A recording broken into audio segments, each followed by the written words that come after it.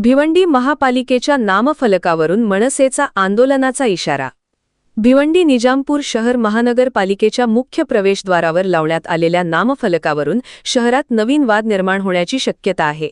महानगरपालिकेच्या मुख्य प्रवेशद्वारावर सध्या नामफलक केवळ मराठी भाषेत लावण्यात आले आहे।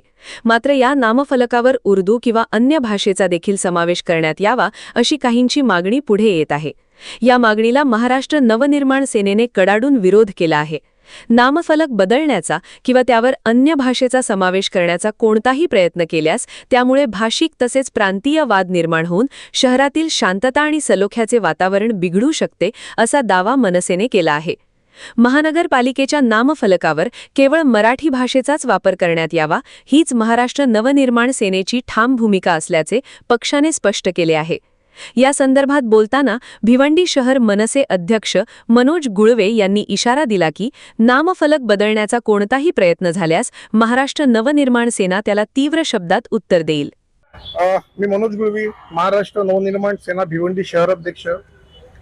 आपण बघत आहात सध्या भिवंडी महानगरपालिकेचं जे नामफलक आहे ते भिवंडी निजामपूर शहर महानगरपालिका असं मराठीमध्ये आहे।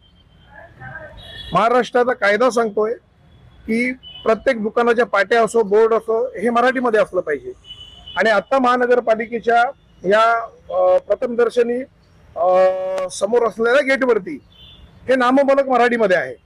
आम्ही त्याचं स्वागत करतोय, परंतु काही हौशे-नौशेचे कार्यकर्ते अनेक पक्षांचे असतील, ह्यांचा सध्या अट्टास असा आहे की हे नामफलक बदलून ते नामफलक उर्दूमध्ये पाहिजे।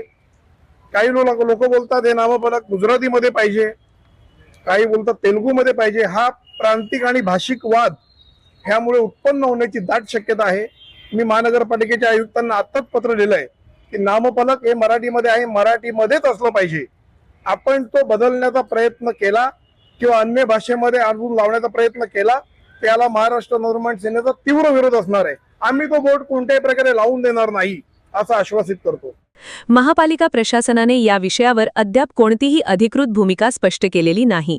मात्र मनसेने दिलेल्या इशाऱ्यामुळे शहराच्या राजकारणात नवीन चर्चा सुरू झाली आहे।